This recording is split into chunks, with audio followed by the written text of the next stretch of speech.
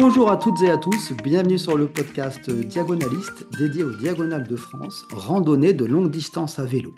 Je suis Marc Jacquemont et je vous accompagne lors de ces aventures. Aujourd'hui, nous avons le grand plaisir d'accueillir Patrice, dit le directeur, un diagonaliste chevronné qui partagera son expérience de la longue distance. Bonjour Patrice, peux-tu dans un premier temps te présenter? Bonjour Marc, bonjour à tous. Voilà, je m'appelle donc Patrice. Le directeur, c'est un petit sobriquet donné par Thibaut, qui est un diagonaliste, le jeune diagonaliste interviewé dans l'épisode numéro 16. J'ai fait des recherches. Et Thibaut et Michel m'ont surnommé le directeur. On en parlera peut-être plus tard. Donc, je suis diagonaliste depuis 2017 et, euh, et fier de l'être.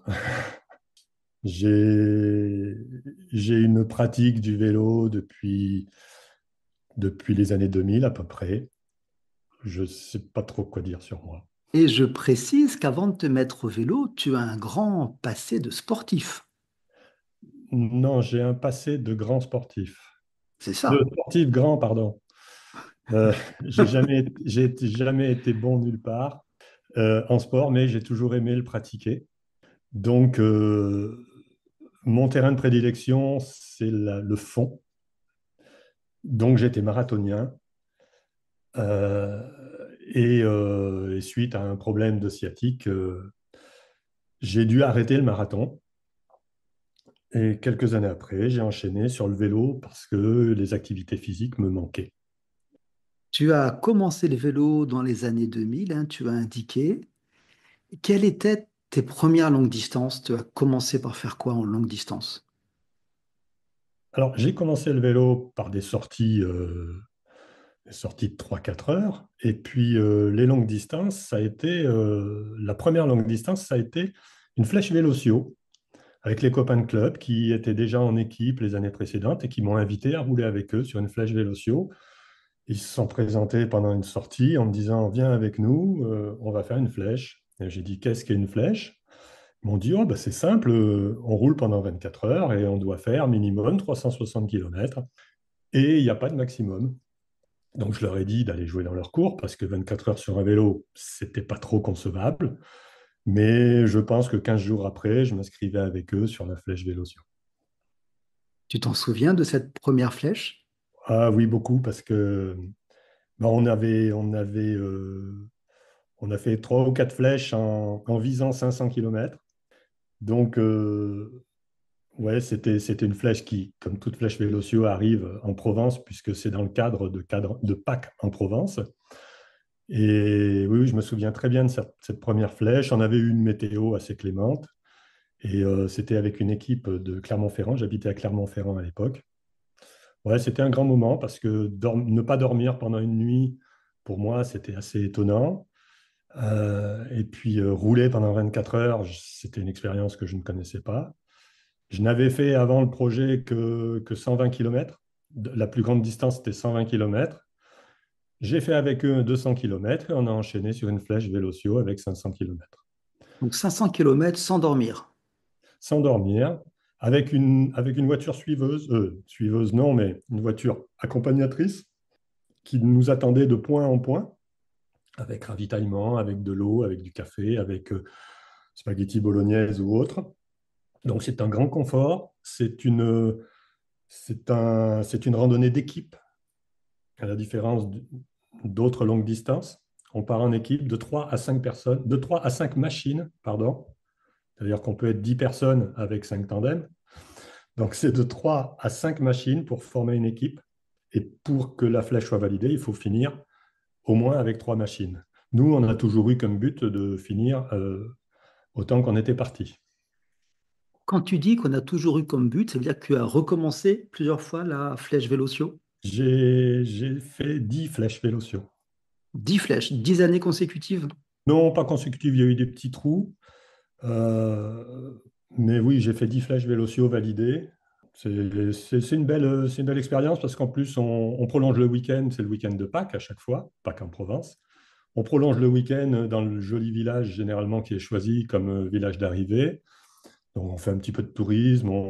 À l'occasion, on monte le Ventoux le lendemain de la flèche, quand il y a encore les jambes et quand le temps le permet. C'est un beau week-end entre copains et la flèche, ouais, c'est sympa. Notre club, le club de Mozac, le Mozac Cyclo Club, a toujours une, deux, voire trois équipes engagées sur la flèche. C'est un rendez-vous annuel du club qui est très fort dans le club. La flèche, on en fait tous les ans. Si vous avez plusieurs équipes engagées dans la Flèche Vélocio dans ton club de Mozac, ça veut dire que c'est un club orienté longue distance? Alors, ouais, c'est un peu ce que je vais vous dire est un peu paradoxal.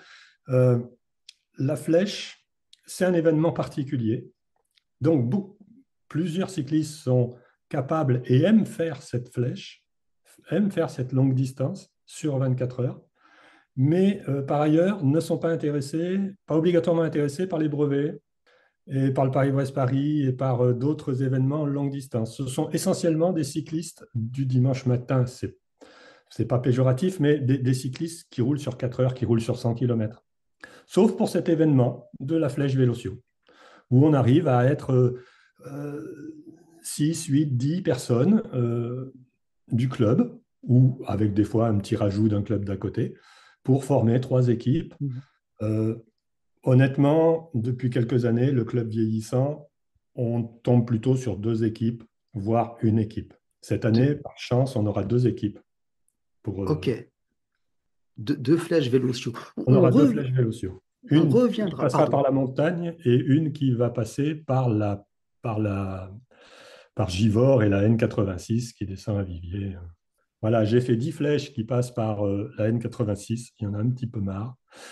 Donc maintenant, on a tracé à la Serpe un circuit qui part du col de Cessa, à côté du Puy-de-Dôme, puisqu'on n'a plus le droit d'aller sur le Puy-de-Dôme, et qui va arriver au Chalet Reynard en passant par le Mont-Gerbier-de-Jean. Voilà le programme. Le programme qui approche bientôt d'ailleurs. C'est après-demain, à la date de l'enregistrement. Alors, ce que je te propose, c'est qu'on reviendra après sur le club de Mozac. Et première expérience de longue distance, les flèches. Tu as fait des Paris-Brest-Paris? Oui, oui, j'ai fait 4 Paris-Brest-Paris. Le premier était en 2007. J'ai chanté 2011 par un manque d'envie, une, ouais, manque d'envie totale de vélo pendant plus d'un an. Et puis, j'ai repris en 2015 en arrivant au club de Mozart et j'ai enchaîné avec, ça fait 2019 et 2023. Voilà. Et 2007, ton premier Paris-Brest, comment t'as été embarqué dans cette histoire? Ah ben, par un copain de flèche qui, qui faisant les brevets, bon, je me suis dit, je ne vais pas le laisser faire le 200 et le 300 tout seul, donc je l'ai accompagné. Et puis, bah, après le 300, comme je trouvais ça sympa, j'ai fait le 400 et le 600 et je m'étais mis aucune pression. Donc, ayant fait le 600, je me suis engagé sur le Paris-Brest-Paris, ce qui m'a permis de faire un premier Paris-Brest-Paris sans avoir prévenu vraiment personne, sans m'être donné de pression, de challenge ou de quoi que ce soit. J'ai fait un Paris-Brest-Paris assez décontracté. Et tu as fait tes quatre Paris-Brest-Paris, c'était quatre Paris-Brest-Paris qui se ressemblaient? Du tout, pas du tout. Il y a... Donc, le premier a été un petit peu galère pour des questions de gestion de sommeil, puisqu'on voulait le faire à deux et le copain, lui, n'avait pas beaucoup besoin de dormir. Moi, par contre, c'est mon point faible. J'ai vraiment besoin de dormir. Donc, je roulais peut-être un petit peu plus vite que lui, mais comme je l'attendais, ben, j'ai perdu du temps que je n'ai pas pu utiliser à dormir. Donc, après, c'était la galère. Mais ça s'est bien fait. C'était simple. Les souvenirs sont pour autant excellents. Donc, la différence après, c'est que ben, j'en ai fait un autre tout seul en 2015. Et là, je me suis vraiment mis en tête et j'ai prévenu tous les copains avec qui je roulais. Ne vous occupez pas de moi et je ne m'occuperai pas de vous. Je gère tout seul mon Paris-Brest-Paris. Et j'ai passé un Paris-Brest-Paris de rêve, en profitant de certains wagons, en profitant de discussions, en prenant le temps à chaque ravitaillement, en profitant aussi des crêpes en bord de route et des cafés généreusement donnés par les autochtones. Donc voilà, j'ai passé un Paris-Brest 2015 complètement différent du premier, déjà par la météo, mais ça, c'était autre chose, mais aussi par le fait de rouler seul, dans la foule, mais rouler seul quand même, et de ne m'occuper de personne. Et combien de temps pour ce Paris-Brest de rêve? Alors, le premier qui était sous la pluie, donc en 2007, pour ceux qui s'en souviennent, j'ai dû faire quelque chose comme 78 heures. Je m'étais engagé en 84 heures. Après les trois autres, je me suis engagé en 90 heures. Celui de 2015, de mémoire, je dois être dans les 73 ou 74 heures, mais avec une meilleure gestion du sommeil. Donc, j'ai beaucoup plus dormi, donc j'ai certainement beaucoup mieux roulé. Le troisième a été très très galère, c'était en 2019 parce que j'ai eu une contracture musculaire au niveau de Brest et j'ai terminé le Paris-Brest avec les comateux des 89 heures. Donc j'ai connu, et je ne le regrette pas, j'ai connu deux Paris-Brest-Paris complètement différents. Un Paris-Brest-Paris qui est un Paris-Brest-Paris roulant, en conscience. Et puis ce Paris-Brest-Paris 2019 avec des hallucinations, des besoins de sommeil alors que le chrono tournait. Et une obligation non, mais une envie d'arriver quand même dans les délais. Et, euh, et donc, j'étais un peu obligé d'avancer sans plus avoir de force et avec une douleur dans le dos qui m'empêchait de forcer. Donc, j'ai connu quand même une belle galère avec des hallucinations, avec des doublements, dédoublements de personnalité. Voilà, on était deux sur le vélo. Ça, j'ai tendance à le dire, mais c'était le cas. On était deux sur le vélo, un qui pédalait, un qui avait mal. Tu pouvais t'abriter. Ouais, mais bon, voilà. Et puis, j'ai même une petite anecdote de colis que je devais monter du bas d'une côte en haut d'une côte.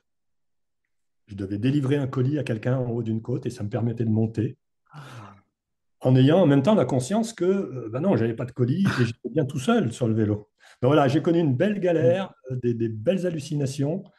Et donc, toutes les couvertures de survie au bord des routes, tout ça, on ne le voit pas quand on fait un Mhm. Paris-Brest-Paris en 75, moins de 80 heures. On ne voit pas toute cette vie spéciale. Mhm. Donc, je ne souhaite pas refaire en 89 heures parce que c'était quand même dur, mais je suis content de savoir ce que c'est. Mhm.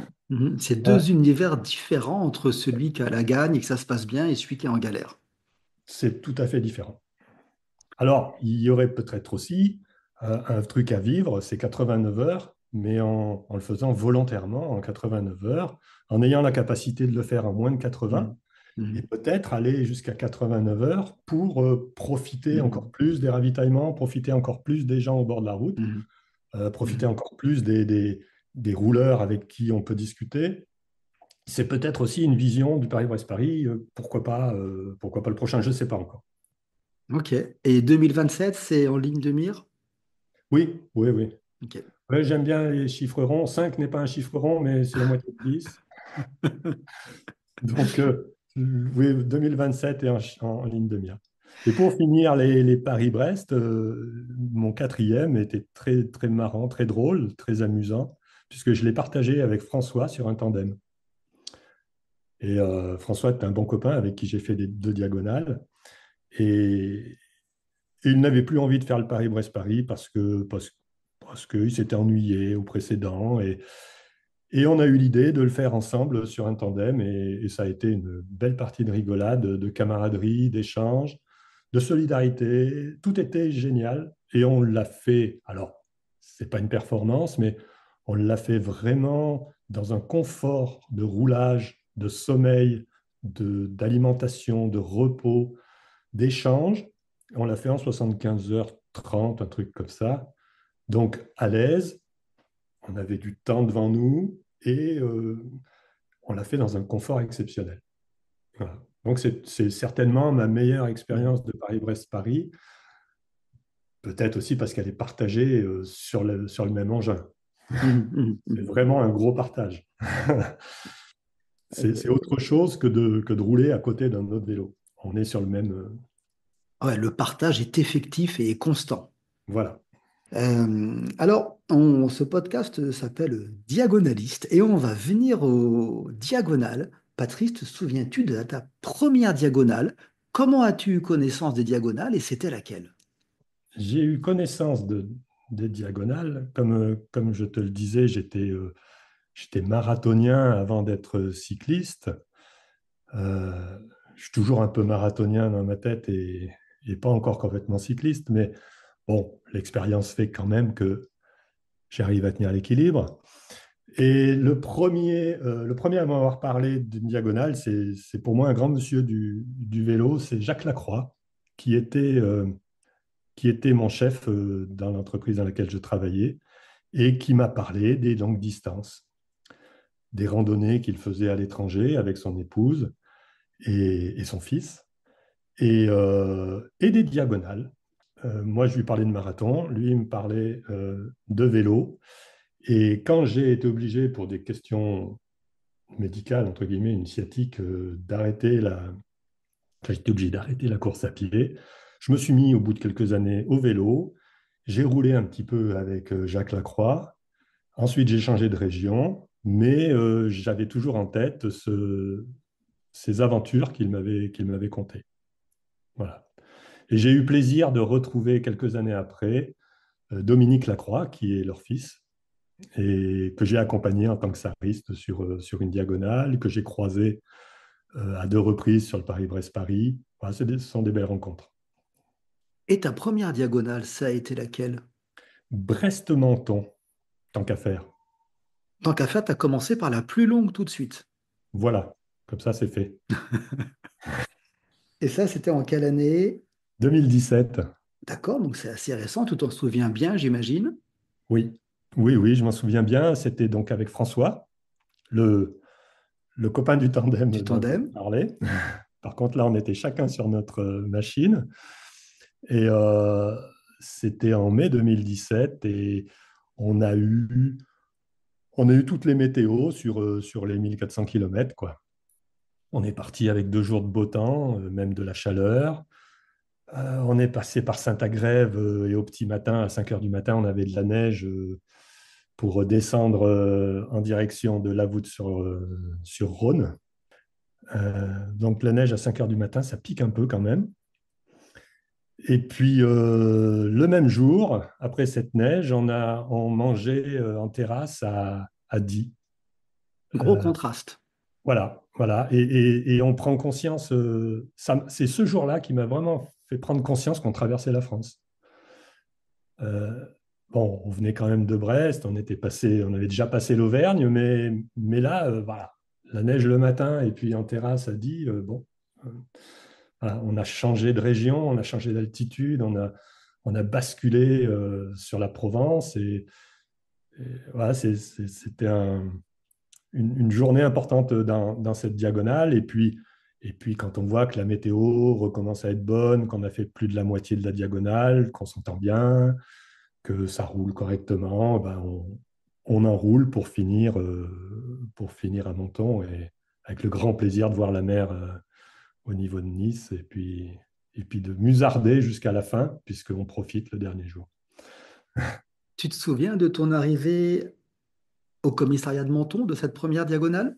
Oui, oui, je me souviens bien de l'arrivée, oui, qui était en 2017 plus convivial que maintenant, parce que Menton, maintenant, c'est une vitre sans teint, une vitre, oui, lui, c'est sans teint pour lui, mais de mon côté, c'est complètement noir. On ne sait pas si on parle, on ne voit pas la personne à qui on parle, c'est très froid.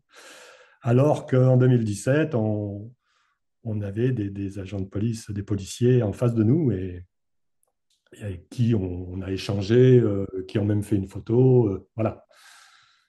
Ambiance qu'on retrouve un petit peu plus à Perpignan. Ah, pardon, à Hendaye. Mhm. Hendaye, je Ok. trouve que voilà, l'accueil était sympa, alors que bon, Menton, c'est très froid. Alors, tu parles d'Hendaye, ça veut dire que tu as recommencé, tu as fait 6 diagonales en tout. J'ai Quel recommandé. plaisir tu as trouvé à cette première diagonale pour te dire je continue? ça, c'est pas facile parce que est-ce qu'on sait vraiment? Est-ce qu'on sait vraiment? Le plaisir, moi, c'est d'enchaîner, de sentir qu'on est capable d'enchaîner des journées et ce plaisir de la gestion de l'effort en allant pas au bout de soi-même pour pouvoir enchaîner le lendemain et, et savoir que les paysages vont défiler, qu'on va arriver au but. Je ne sais pas trop comment l'exprimer, mais oui, c'est un grand plaisir. Est-ce que Pourquoi tu j'ai peux, recommencé, je ne sais pas.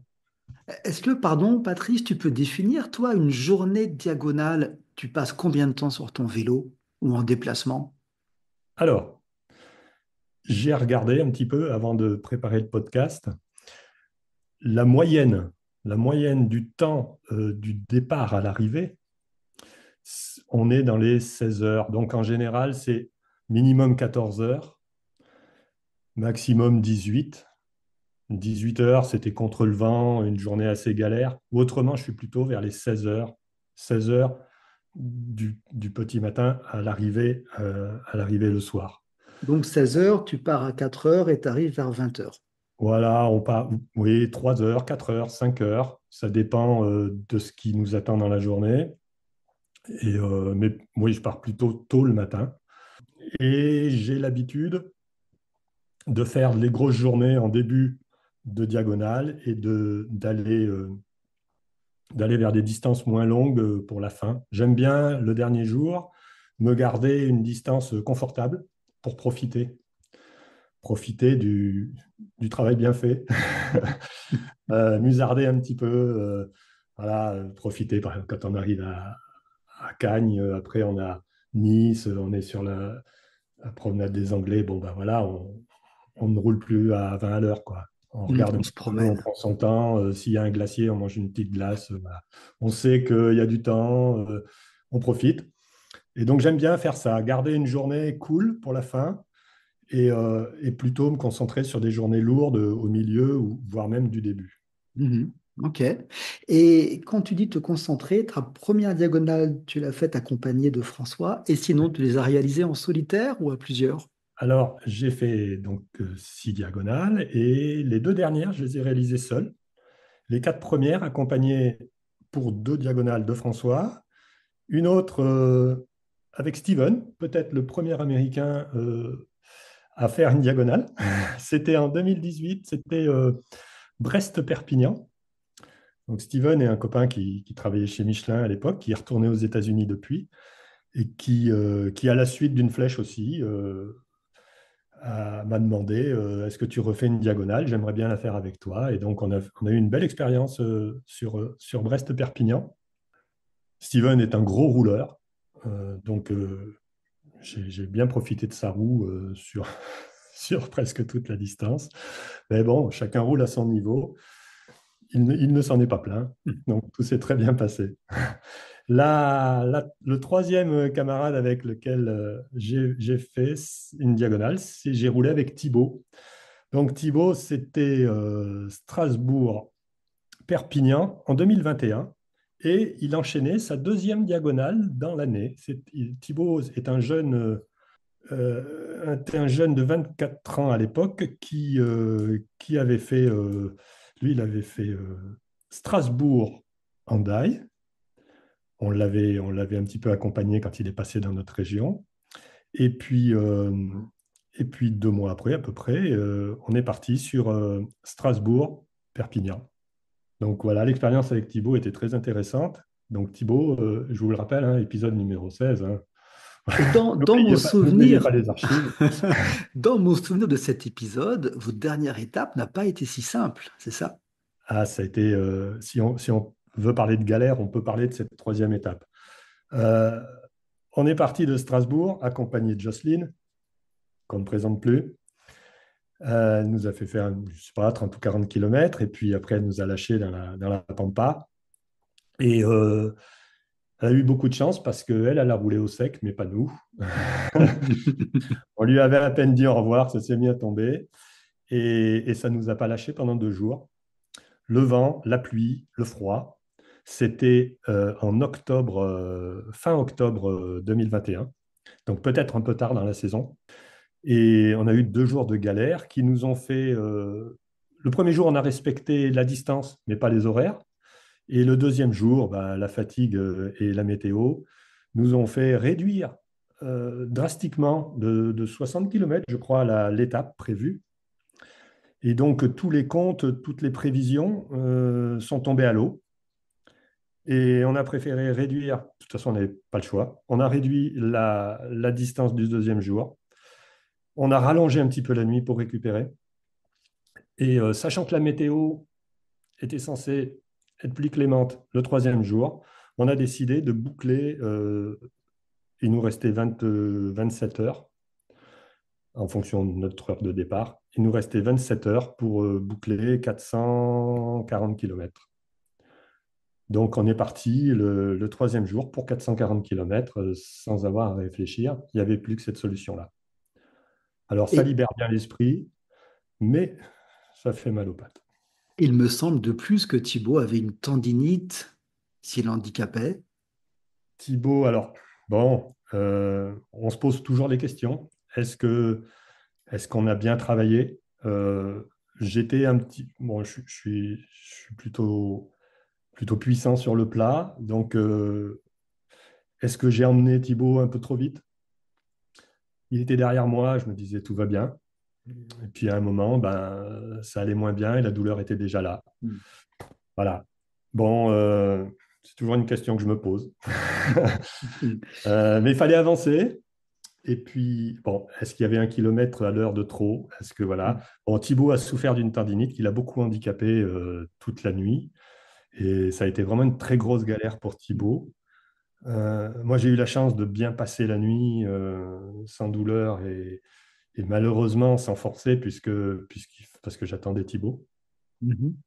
On a fini dans les délais. On ne parle pas de délai, on ne parle pas d'avance avec une diagonale, mais bon, ça a bien chauffé quand même. On n'était pas loin de la correctionnelle. Ça se compte en minutes, ça ne se compte pas en heures, l'avance qu'on avait. Voilà, j'en dirai pas plus. Euh, C'était une belle expérience. Bon, parce que Thibaut est un gars, un très bon copain et de très bonne compagnie. Mais pour lui, bon, ça a été une souffrance ce dernier jour. Donc, j'ai certainement pas les mêmes souvenirs que lui sur cette diagonale. Alors, vous étiez à deux. Souvent, j'entends dans une diagonale, ce qui est le plus important, c'est d'économiser le temps de pause pour gagner en temps de sommeil. Tu as fait une étude, toi, entre tes temps de pause quand tu roules tout seul et quand tu roules à plusieurs, c'est ça?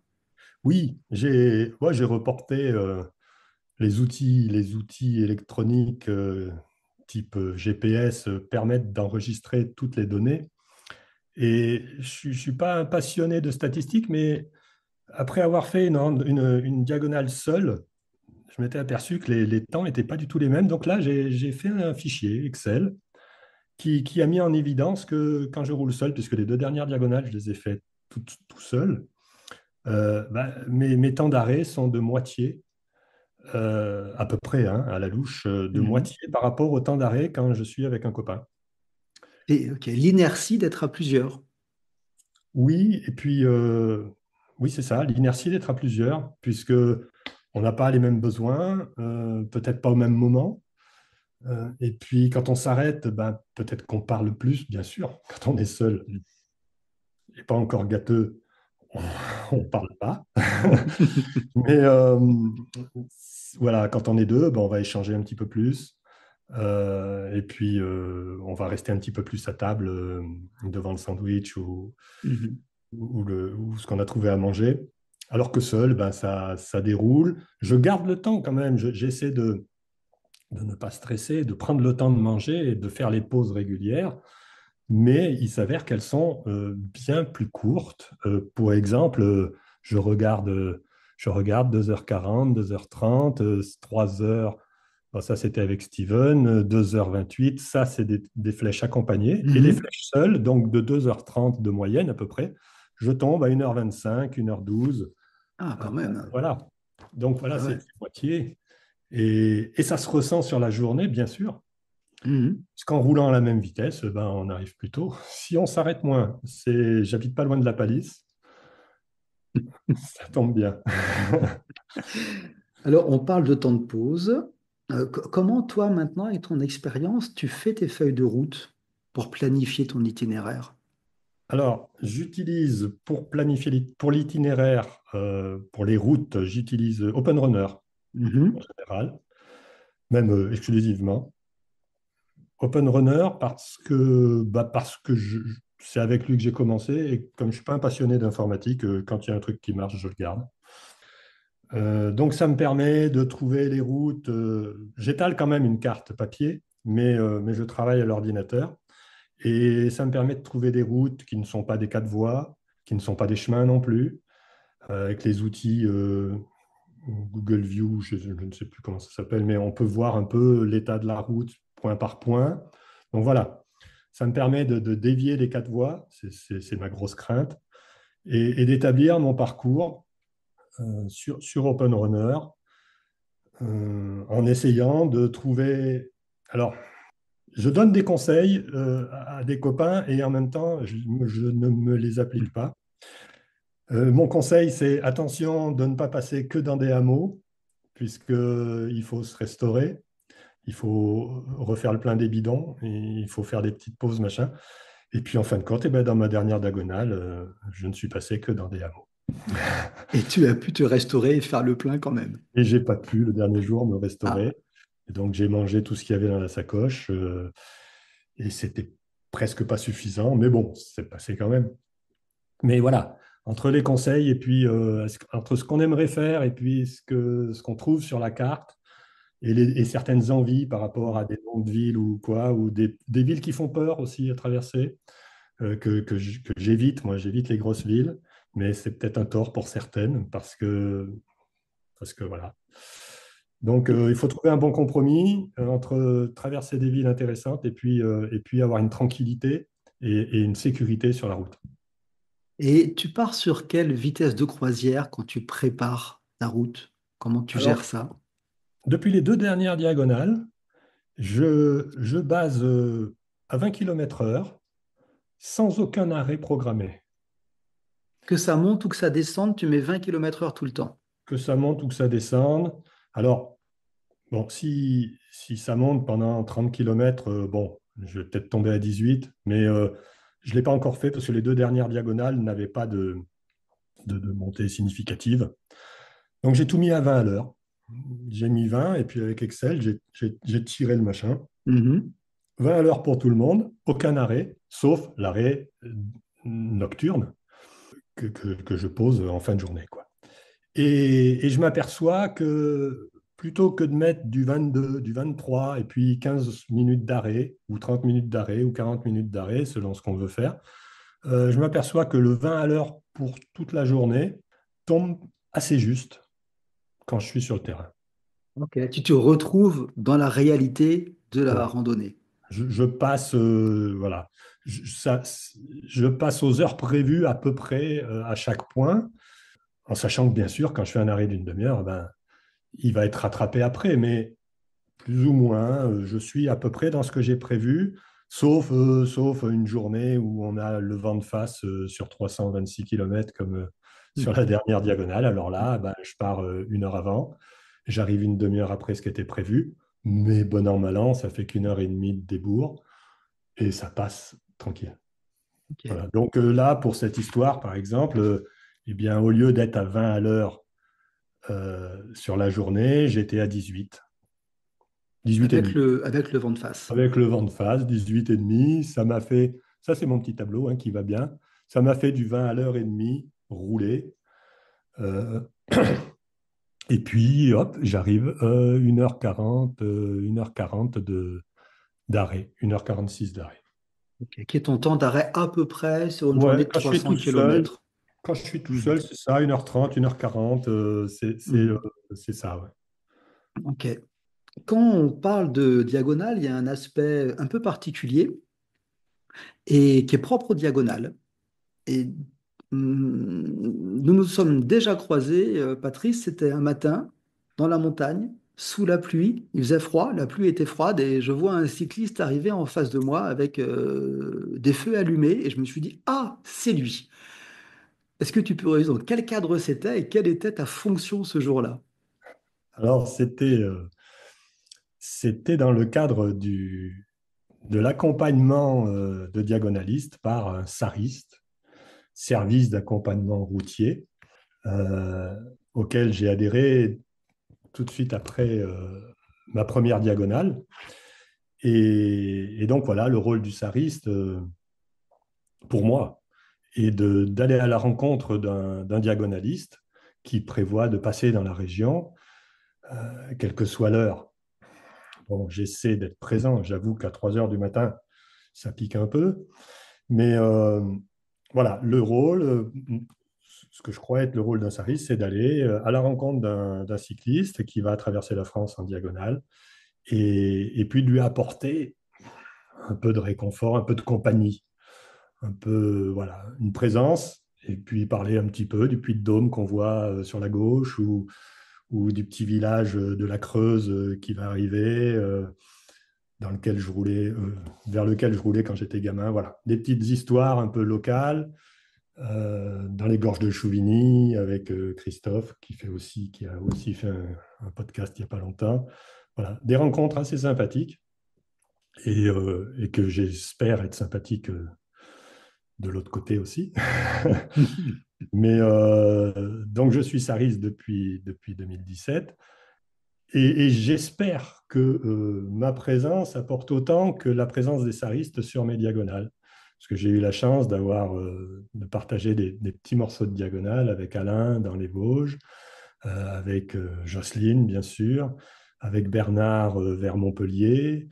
euh, et je crois, désolé si j'en ai oublié, mais je crois que c'est à peu près tout. Mais ça fait tellement plaisir de voir quelqu'un quand ça fait 3 jours qu'on roule ou alors qu'on a besoin de traverser Montpellier avec toute cette circulation et qu'on se fait promener par Bernard qui nous emmène sans qu'on ait à réfléchir et qui nous remet sur la trace de l'autre côté.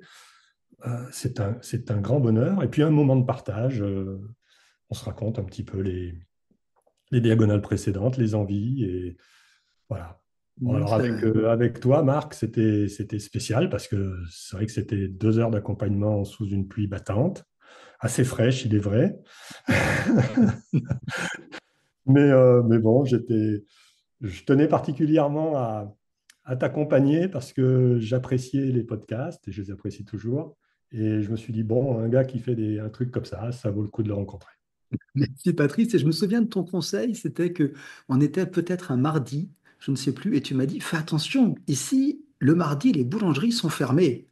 Et dès lors qu'on en a trouvé une, tu m'as dit, vas-y. Et tu as eu raison, parce qu'elles étaient toutes fermées, sauf celle-ci, effectivement. Alors, c'est le lundi. Le lundi. Ok, voilà, c'était le lundi. Dans la région où il y a les boulangeries, le lundi, c'est compliqué.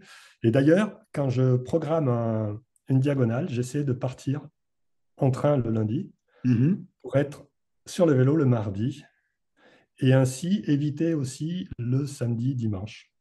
D'accord, avec plus de circulation ou... Avec la circulation, plus de tourisme, plus de Mhm. circulation qui est plus hésitante. Et donc, j'aime, si je peux, hein, avec le planning, j'essaie de faire mardi, mercredi, jeudi, vendredi. Et les alimentations sont ouvertes, les boulangeries sont ouvertes, les hôtels plus ou moins le mardi, mais bon, Mhm. voilà. C'est une petite astuce peut-être.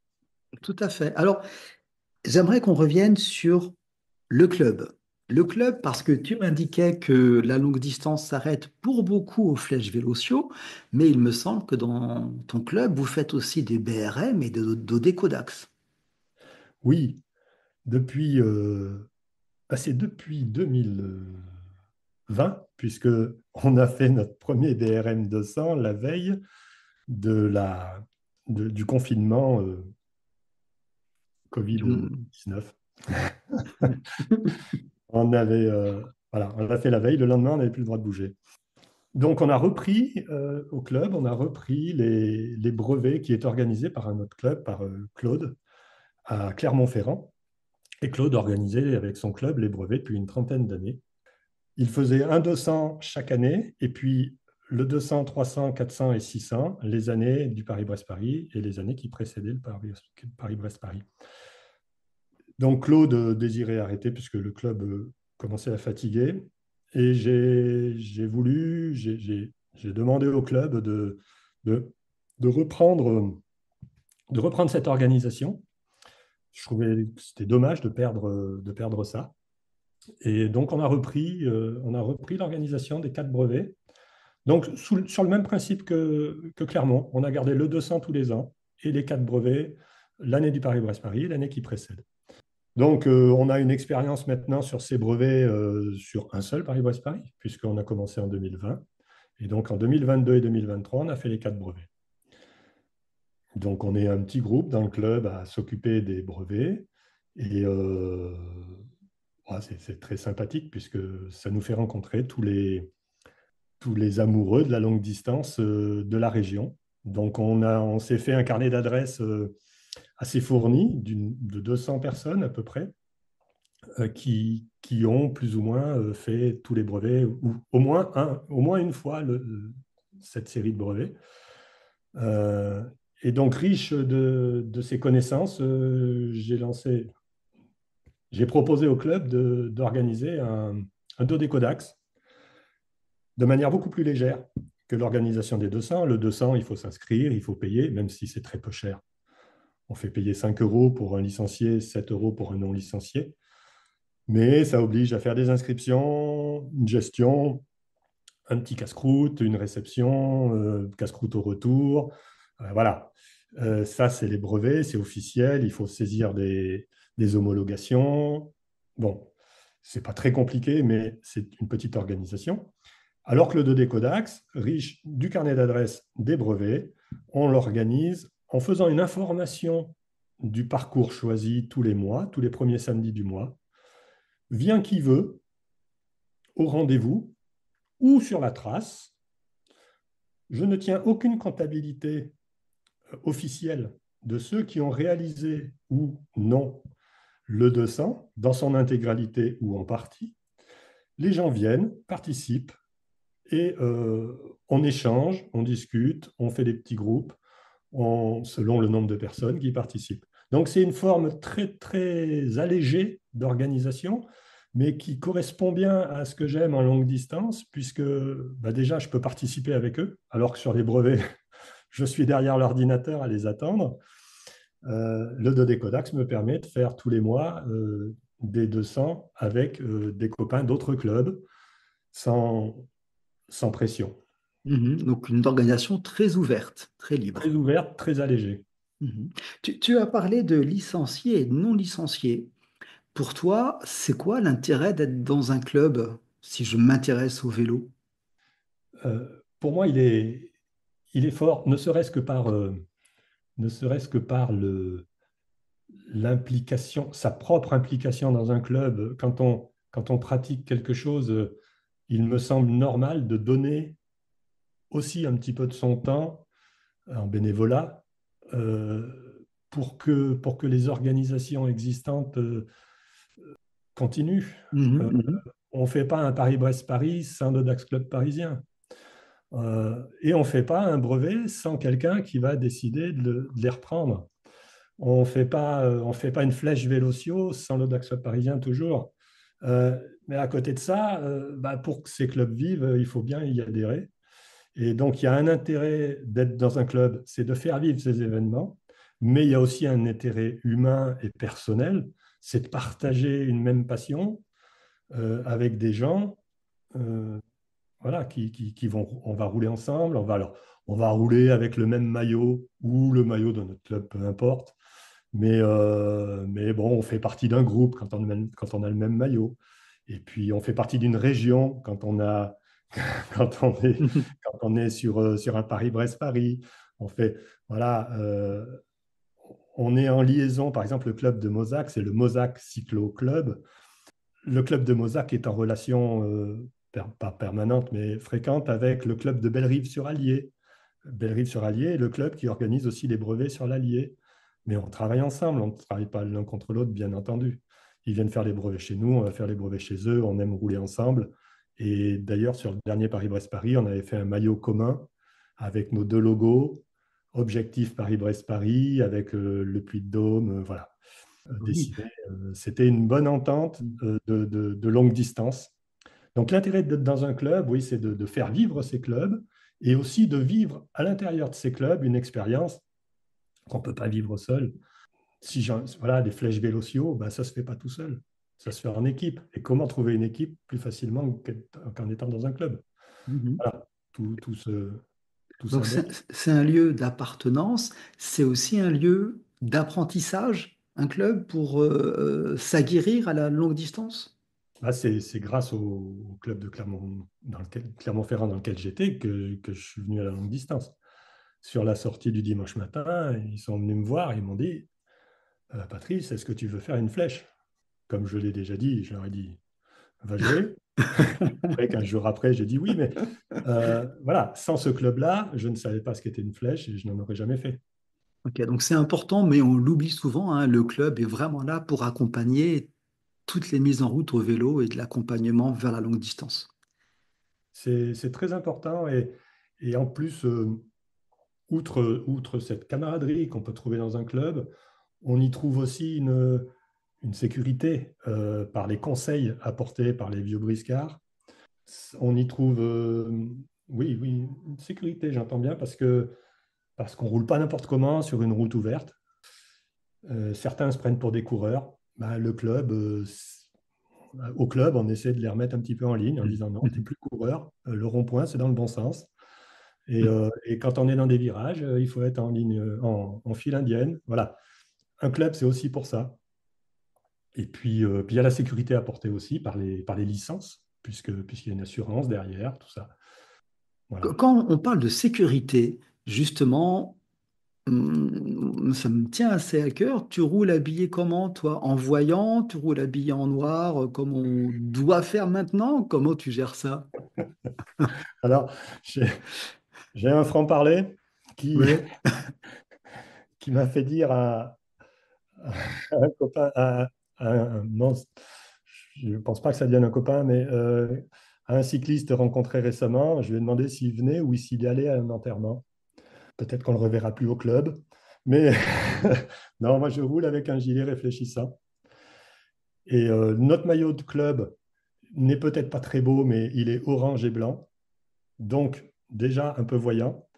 Et dès que la météo est douteuse, dès que les distances se rallongent, dès que les saisons aussi s'assombrissent, je porte un maillot à bande réfléchissante. Ayant fait le Paris-Brest-Paris, c'est celui du Paris-Brest-Paris que je trouve très confortable et très voyant.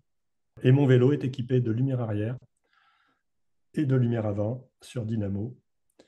Et en plus, une lumière arrière sur pile pour ne pas utiliser la dynamo quand je suis en plein jour, juste Mhm. pour avoir une petite signalisation arrière. Alors, merci pour cette précision, parce que c'est peut-être le premier point de sécurité, c'est être visible sur la route. Tu as parlé de ton vélo. Alors, pour moi, tu as un très beau vélo. Est-ce que tu peux en parler de ton vélo? Tu pourrais presque en parler plus que moi parce que quand je suis dessus, je ne le vois pas. Alors, c'est un vélo Blague sur mesure, c'est un vélo mise à part. d'artisan. Blague mise à part. Oui, c'est un vélo sur mesure et que je me suis offert à mon départ à la retraite. Je ne suis pas un passionné de matériel. Je ne connais pas les différences de poids ou de prix entre tel élément et tel élément. Est-ce qu'il vaut mieux du carbone, de ci, de ça, la roue? Je ne peux pas dire si elle est nerveuse ou pas. Je ne suis vraiment pas un spécialiste du vélo. Mais par contre, on a un manufacturier qui s'appelle Victoire, les cycles Victoire, qui se trouve juste à côté de Clermont-Ferrand, qui, à mon sens, fait un très beau travail. Et ayant vu certains de leurs vélos, j'ai eu envie de m'offrir ça. Et donc, je me suis offert un vélo sur mesure, plutôt taillé pour la randonnée, donc une position un petit peu haute. Et j'ai privilégié dans les souhaits le confort à la performance. Donc, c'est un vélo avec dynamo, vélo acier, garde-boue, porte-bagages. C'est le vrai vélo de randonnée. Et tu as fait quelle longue distance avec? Deux Paris-Brest-Paris, Mhm. puisqu'un autre, je l'ai fait en tandem. Et les deux autres, je n'avais pas encore. Les deux premiers, je n'avais pas encore le Victoire. Qu'est-ce que j'ai fait avec toutes mes diagonales. J'ai fait toutes D'accord. les diagonales avec le Victoire. Donc tu l'as vraiment éprouvé en longue distance. Oui, oui. Avec porte-bagages pour avoir des bagages solidement ancrés sans balancement, à la différence du bikepacking qui ne, que je n'aime pas bien. Moi, je le sens pas. Je le sens pas. C'est pas ma vision du portage. Donc j'ai des sacoches étanches accrochées au porte-bagages arrière. J'ai une fourche qui me permet aussi de mettre des petits bagages sur la fourche à l'avant, pardon. Et j'ai un petit sac de guidon rigide, étanche, qui me permet de mettre ma feuille de route avec un transparent. Et puis, donc dans la sacoche avant, tout ce qui est un petit peu alimentation, le kawaii, ce qui va me servir immédiatement, le téléphone, le portefeuille, la carte de route, le carnet de route pour le diagonal. Voilà. Tout ça, c'est un petit peu dans la sacoche avant. C'est ce qui est en accès direct. Le Mhm. reste, c'est pour la nuit ou pour se changer dans la journée, mais avec un accès plus lent. Combien de temps de délai entre ton idée d'avoir un vélo sur mesure, la réalisation, la réception? Alors, ça a duré 8 mois. Ça va. Alors, en Victoire, ça a oscillé entre 6 mois et plus d'un an. Actuellement, je ne sais pas à combien ils sont de délai, mais certainement pas loin d'un an. Mhm. Ça, apparemment, c'est une entreprise qui marche bien. Ils font des très beaux vélos. Mais comme d'autres manufacturiers, on a vu le concours des machines au départ du Paris-Brest-Paris. On aurait envie d'acheter un vélo à chaque artisan. C'est bon. Nous allons arriver au terme de ce podcast avec une question traditionnelle. Quelqu'un qui n'ose pas se lancer dans la longue distance, ou une diagonale ou autre, un Paris-Brest, quel conseil tu pourrais lui donner? Bon, j'ai l'expérience d'un copain dans le club qui me parle de diagonale depuis plus d'un an et qui pour autant ne la projette que pour l'an prochain. À chaque fois pour l'an prochain. Non, Non, ok, non, d'accord. il m'en a parlé l'an dernier, Mhm. mais le but, c'est l'an prochain, c'est-à-dire 2 ans après m'en avoir parlé. Et je lui ai dit, arrête, vas-y, arrête d'en parler amicalement. Alors, il me demande des conseils. Il me dit, voilà, ta feuille de route, machin, comme ça, j'aimerais passer par ci, j'aimerais passer par là, qu'est-ce que tu en penses? Ça va. Bon, très bien. Et puis je lui dis, tu l'as fait quand? Ben, il me dit, en 2026. Je dis, mais vas-y. C'est un conseil facile à dire, vas-y. Mais ne perdons pas, à mon avis, il ne faut pas perdre trop de temps. Bon, moi, j'ai passé les 60, je suis encore en très bonne forme. Mais je me dis que si je veux finir mon cycle de 9 diagonales, eh ben, il ne faut pas que j'attende trop longtemps si je veux le faire dans un certain confort. Et donc, le conseil que j'aurais à donner, c'est quand on est capable de faire une flèche Vélotio, de faire 200 de suite en un week-end, 400 km en un week-end, ou faire un brevet de 400 ou un brevet de 600. Quand on est capable de faire ça, à mon avis, on est capable de faire une diagonale si on gère raisonnablement les étapes. Donc, j'aurais tendance à dire, vas-y, Faut y aller, ne pas faut y hésiter. aller. Et quand on dit faut y aller, ne pas hésiter, c'est quoi ta prochaine diagonale? J'ai j'ai pas mal de trucs sur le feu. J'avais l'intention de faire Menton, Dunkerque, et puis je m'aperçois que ça va être un petit peu serré avec mon planning. J'ai une envie et une occasion d'aller un peu plus dans le nord pour une réunion de famille, je passe les détails, ce qui m'emmènerait plutôt à faire Dunkerque-Perpignan. Mais c'est pas encore tracé et c'est pas encore, voilà, je le dis, mais j'aurais pas dû le dire puisque je l'ai pas encore dit. On prendra qui peut. Et par contre, l'officiel, ce sera avec François. Ce sera la troisième diagonale avec François. On a projeté de faire Perpignan-Hendaye. Non, pardon, Dunkerque-Hendaye Mhm. en septembre. Donc ça, oui, on va faire Dunkerque-Hendaye en septembre. Il me reste les trois qui arrivent ou qui partent de Dunkerque. Donc Dunkerque-Menton, Dunkerque-Hendaye et Dunkerque-Perpignan. Dunkerque-Perpignan. dans un sens ou dans l'autre. Ok, Voilà. Donc le but étant de terminer, puisque j'en suis à 6, de terminer un cycle. Je préfère autant faire les diagonales que je n'ai pas encore faites bien pour sûr. terminer ce cycle. Eh Voilà. ben, écoute, il reste encore quelques mois avant septembre. Oui, oui, oui. En tout cas, Patrice, je te remercie énormément d'avoir participé à ce podcast. Un grand merci également à tous nos auditeurs de nous avoir rejoints. N'hésitez pas à m'envoyer un email à diagonaliste@gmail.com si vous avez des commentaires, des suggestions ou bien sûr une diagonale à partager. J'en profite pour remercier chacun des commentaires qu'ils m'envoient sur ce podcast, hein, qui me font toujours très plaisir. Enfin, Patrice, je te souhaite, le départ est imminent, une très belle flèche Vélocio. Encore une fois, merci Patrice, au revoir. Au revoir, merci à toi, Marc. Merci pour, on ne l'a pas évoqué, mais pour l'accueil que vous m'avez fait à Strasbourg avec Jocelyne. On a passé une soirée formidable. C'est un peu personnel, mais voilà, ça fait aussi partie des saristes. C'est Donc, vrai. merci à toi. Et puis, j'espère vous retrouver soit en sariste sur une diagonale, soit sur un Paris-Brest-Paris. Et bonne randonnée à tous Merci et encore à bientôt. Patrice. Au Au revoir. revoir.